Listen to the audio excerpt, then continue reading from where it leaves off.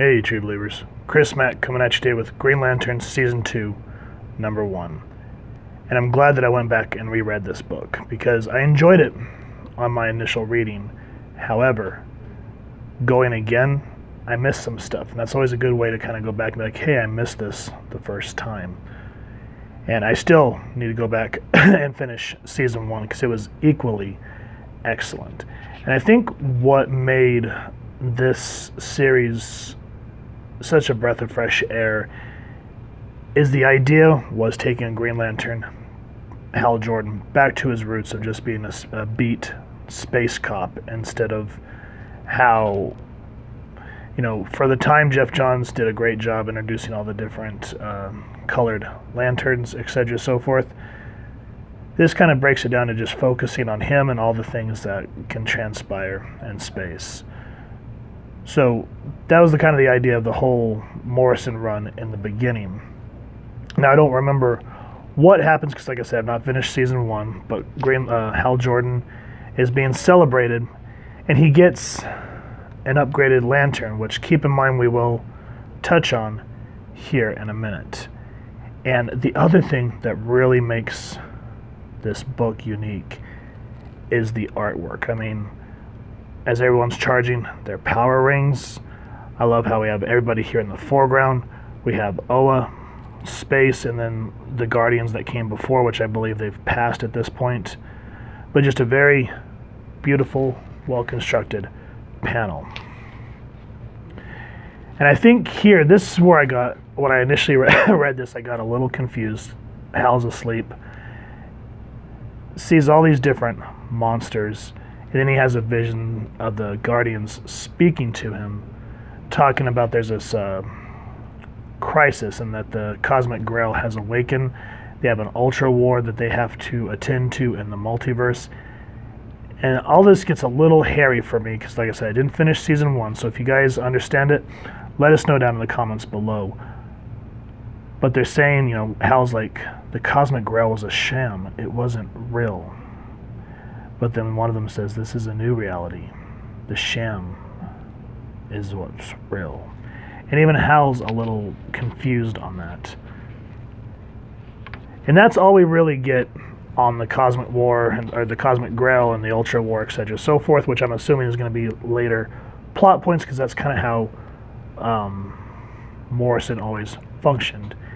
Now, the art team, my goodness, Liam Sharp and everybody that works on this, which we haven't gotten to the credits yet. I hate when they put them later in the book, but we'll get there. And I just like this, how they're on Oa, it's the Grand Hall, and you see all these people, they're all talking, hanging out, and some of their conversations just make zero sense.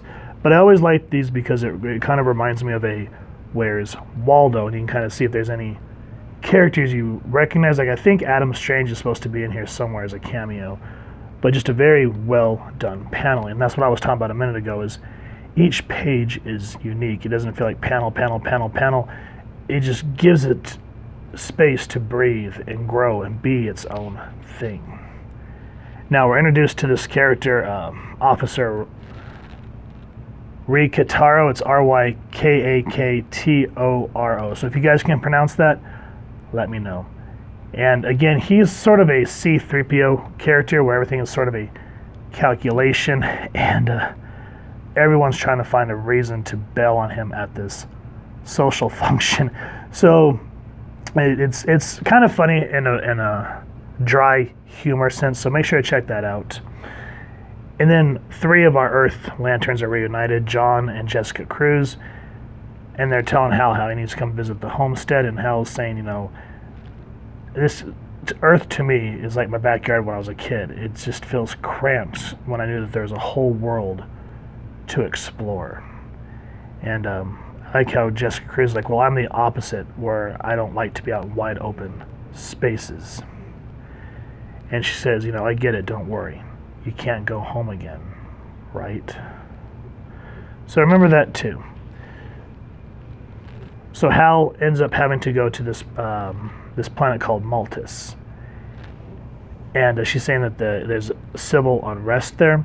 Maltus, I was a little confused. I was like, why does that name sound familiar?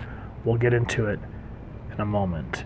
And Hal thinks that he's like, I can handle this myself. And she's like, well, that social function that you were at was to recruit new lanterns. And on that same token, we need to start recruiting new guardians, which they're birthed on Maltus. And so Hal gets caught being partners with this Riccato character, and that's just the way I'm going to pronounce his name, because, there's no way I'm going to get that right. And Hal's not super happy about it. So in a sense, you kind of get this uneasy buddy cop situation. And then we jump over to Maltus, and the artwork just gets me every time. I mean, look at how well done between the penciling, inking, coloring. Just absolutely beautiful. Speaking of which, we're going to go back in time a little bit here and talk about who made this book, because I jumped right over it.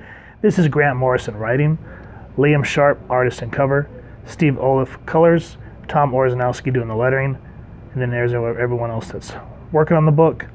Now, I'll be honest, off the top of my head, I cannot remember who created Green Lantern, so if you all know, please let me know down in the comments. Now, we're going to go back to the gorgeous panel of all these, what are they called? Primorgs attacking this research facility in Maltus. And we are reintroduced to a character named Mother Wanna. Now, as I said, we're going to put a pin in a minute. Maltus and Mother Wanna. I was like, why do these sound familiar?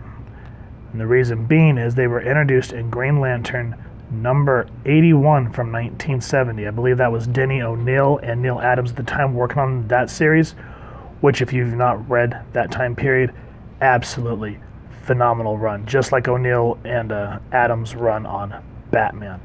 Maltus at that time was an overpopulated planet, and when Ollie, Dinah Prince, what's Black Canary's real name? Dinah Lance. There it is. Not enough coffee, guys. Make fun of me down in the comments. And Hal Jordan show up with another Guardian of the Universe. They almost get killed on the spot because the planet is overpopulated, and everyone there has grown for hatred of women who can birth new children, etc., so forth. And so once they finally get that situation under control in that series, they leave Mother Wanna in control at Maltus to kind of help get things under control. So that was her first appearance, and I'm glad to see that she's reintroduced. I'm glad that when Morrison said he wanted to bring Hal Jordan back to his roots and kind of do some Silver Age stuff, we get that feeling here from 1970s. So that was really cool. And then, of course, he wants to bring his multiversity stuff in, so they're talking about the Ultra War, which I'm sure we will see. And so while Hal's trying to fight off these Primorgs, Hal's like, what do you think we should do? And he's like, what do you mean? Because the Riccato race, they're used to being calculated. And so he doesn't really understand the word improvise. And even tells Hal, he's like, you said you don't need my assistance, and you're doing well with enjoying this ultra-violence.